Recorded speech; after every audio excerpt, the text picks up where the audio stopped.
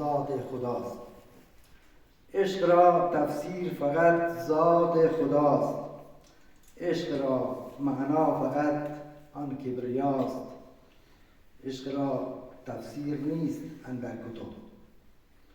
عشق را تفسیر نیست اندر کتب.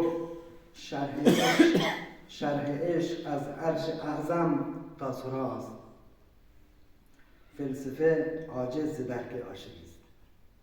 فلسفه عاجز ز درک عاشقی است. عشق پیدا در وجود اولیاست. عشق محبوب علوم است ساقیا. عشق محبوب علوم است ساقیا. عشق طلوع جمله انوار هاست. عشق را با این تن خاکی چیکار؟ عشق را با این تن خاکی چیکار؟ عشق روح زندگی اندر بقاست. عشق نور مصطفی کرد منتشر.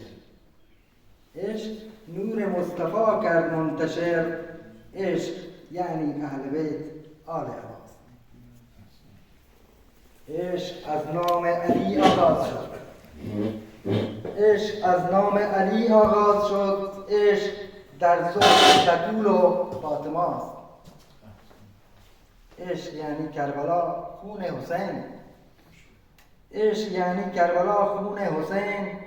عشق یعنی مشهد و حضرت رضا.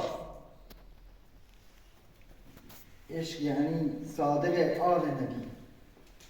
عشق یعنی صادق آل نبی. عشق سجادی درون نینواست. این همه ظلم و ستم بر عشق شد. دیدی آخر عشق غریب و بینواست. سید جان عشق از عقل برگزید. سید جان عشق از عقل برگزید. گر خل و دیوانه اش نامند رواست.